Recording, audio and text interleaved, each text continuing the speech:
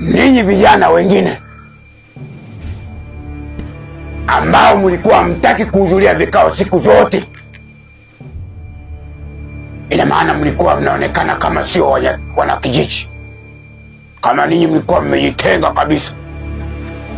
Lakini sasa kwa kiburi chenu mlichokuwa mmeonesha, adhabu iko juu yenu. Lakini mlichoitiwa sio hiki. Liko jambo ambalo mmeitiwa kama wanakijiji wote. Nadhani mulikuwa mmeambiwa, mmepewa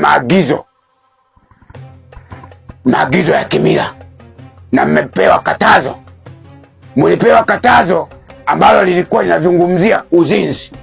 Nadhani wote mnafahamu na mnakumbuka. Sasa hamkutaka kusikia.